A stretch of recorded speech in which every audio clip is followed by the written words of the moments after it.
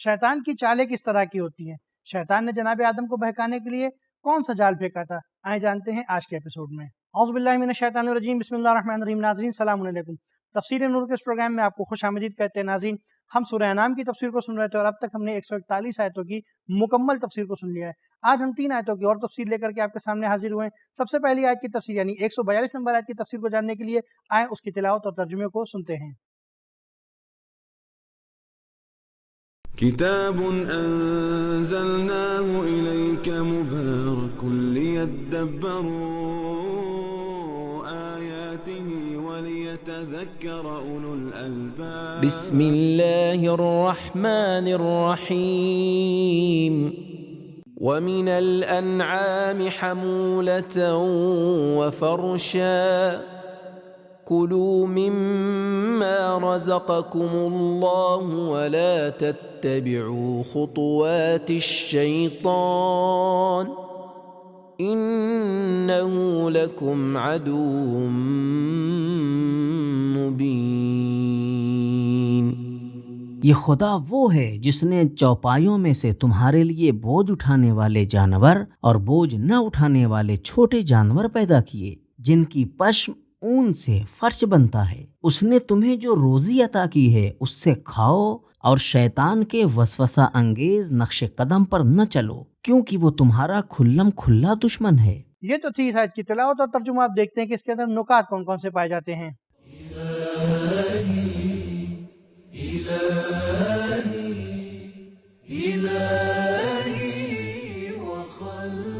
پہلے کی آیتوں میں فصل کی کاشت کے محصول میں خدا کی نعمتوں کی طرف اشارہ کیا گیا، اور یہاں جانوروں کو پالنے اور انسان کو ان سے حاصل ہونے والے مختلف فائدوں کی طرف اشارہ کیا گیا ہے۔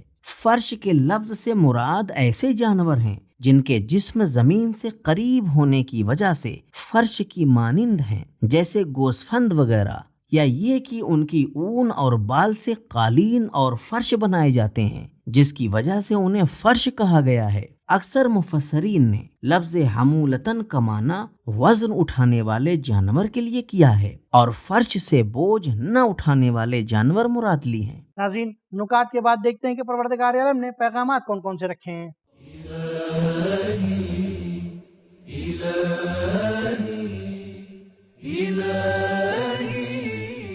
نمبر 1، یہ کائنات اور اس کی مخلوقات انسان کے لیے قابل تسخیر ہیں۔ نمبر 2، جانوروں کے بارے میں اسلام کا عمومی قانون ان کا حلال ہونا ہے، ان کا گوشت حلال ہے، مگر یہ کہ ان کے حرام ہونے پر کوئی دلیل موجود ہو۔ نمبر 3، حلال چیزوں کو حرام قرار دینا شیطانی چال ہے۔ نمبر 4، ہر چیز کو بغیر توجہ کے کھانے کے بارے میں آج کل جو عام رویہ مل رہا ہے اور اکثر عوام کے درمیان رواج پا چکا ہے، ٹھیک نہیں ہے۔ اسی طرح گوشت کو استعمال کرنے سے منع کرنا بھی جائز نہیں ہے۔ نمبر 5، اپنی غذا اور کھانے پینے کی تمام چیزوں کے بارے میں محتاط رہیں۔ حضرت آدم علیہ السلام کو گمراہ کرنے کے لیے شیطان کا سب سے پہلا حملہ اور ہتھیار بھی کھانا ہی تھا۔ نمبر 6، اللہ تعالیٰ کے دسترخوان پر اس کے دشمن کی پیروی نہ کریں۔ نمبر 7، شیطان کی چالیں اور اس کی سیاست آہستہ آہستہ ہوتی ہیں۔ شیطان ایک ہی مرتبہ میں اپنی پوری چال نہیں چلتا۔ ناظرین، یہ تو تھی آیت نمبر 142 کی تفسیر۔ اب 143 اور 144 کی تفسیر کو جاننے کے لیے آئیں اس کی تلاوت اور ترجمے کو سنتے ہیں۔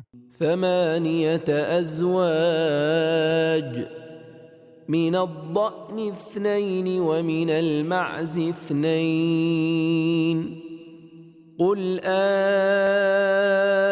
الذكرين حرم أم الأنثيين أما اشتملت عليه أرحام الأنثيين نبئوني بعلم إن كنتم صادقين ومن الإبل 2 ومن البقر 2 قل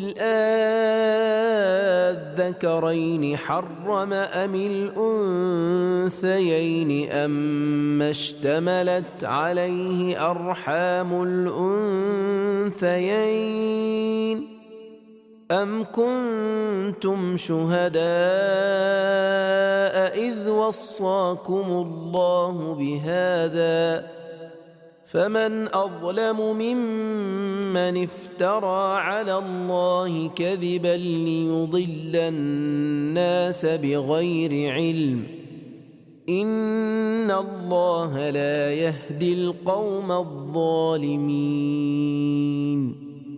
8 جوڑے چوپایوں میں سے تمہارے لیے پیدا کیے، بھیڑ کے 2 جوڑے نر اور مادہ اور بکری کے 2 جوڑے ان سے جو اپنے تئیں بعض جانوروں کو حرام قرار دیتے ہیں۔ کہو کہ اللہ نے ان کے نر کو حرام قرار دیا یا مادہ کو یا اسے جو ماں کے رحم میں ہے۔ اگر تم سچ کہتے ہو اور ان کی حرمت پر کوئی دلیل تمہارے پاس ہے تو مجھے بتاؤ۔ اور اونٹ کے بھی 2 جوڑے نر اور مادہ اور گائے کے بھی 2 جوڑے نر اور مادہ سے تمہارے لیے پیدا کیے ہیں۔ کہو کہ اللہ نے ان میں سے کیا حرام قرار دیا ہے، نر کو یا مادہ کو یا اسے جو ماں کے رحم میں ہے؟ اور کیا تم اس تحریم کے گواہ تھے جب اللہ نے تمہیں یہ حکم دیا تھا؟ بنا بریں کون شخص اس سے زیادہ ظالم ہے جو خدا پر جھوٹ باندھے تاکہ لوگوں کو از روئے جہل گمراہ کرے؟ اللہ کبھی بھی ظالموں کو ہدایت نہیں کرے گا۔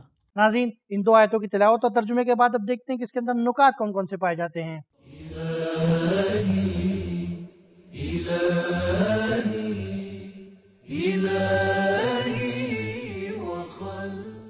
زوج کا لفظ نر اور مادہ دونوں کے لیے کہا جاتا ہے، ان میں سے ہر ایک کے لیے الگ الگ اور اکٹھا بھی استعمال ہوتا ہے۔ اس آیت میں ہر ایک کے لیے الگ الگ استعمال ہوا ہے۔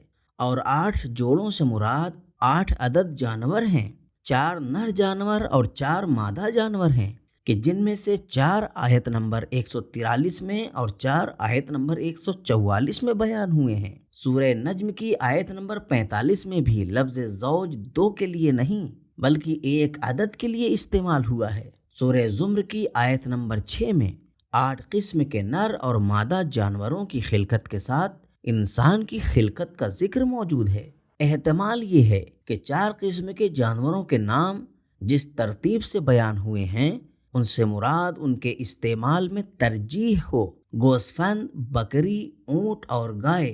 بعض روایات میں 8 ازواج کے بارے میں تفسیر 16 عدد میں بیان ہوا ہے کہ یہ 8 عدد جانور ہیں، یعنی 4 نر اور 4 مادہ جانور، نیز ان میں سے 4 جنگلی اور 4 پالتو جانور ہیں۔ امام ہادی علیہ السلام فرماتے ہیں کہ مادہ گائے سے مراد جنگلی گائے ہے۔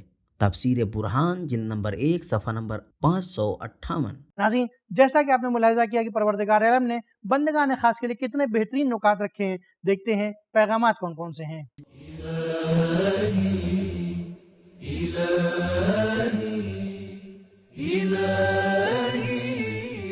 نمبر 1، جانوروں کے بارے فتویٰ دینے کے لیے اور کسی بھی چیز کے حلال و حرام کا عقیدہ بتانے کے لیے بھی علم کا ہونا ضروری ہے۔ نمبر 2، کسی چیز کے حلال ہونے کے لیے دلیل کی ضرورت نہیں ہے، کیونکہ چیزوں کے کھانے کے لیے اصل قانون ان کا حلال ہونا ہے، جبکہ حرام ہونے کے لیے دلیل کی ضرورت ہے۔ نمبر 3، اللہ تعالیٰ کے بارے میں جھوٹ کی نسبت دینا سب سے بڑا ظلم ہے۔ نمبر 4، اللہ تعالیٰ کے بارے میں جھوٹ بولنا لوگوں کو گمراہ کرنے کا باعث ہے۔ نمبر 5، جھوٹ انسان کو ہدایت قبول کرنے سے روک دیتا ہے۔ نمبر 6، یقین اور عقائد یا علم اور عقل کی بنیاد پر ہونے چاہیے، جیسے کہ گزشتہ آیت میں بیان ہوا، یا شریعت کی بنیاد پر ہونے چاہیے۔ تو ناظرین، ہمیں پتہ چلا کہ قرآن کریم نے حلال چیزوں کی اجازت دی ہے اور حرام چیزوں کو منع کیا ہے۔ شیطان نے جناب آدم کو کھانے ہی کے ذریعے سے بہکایا تھا،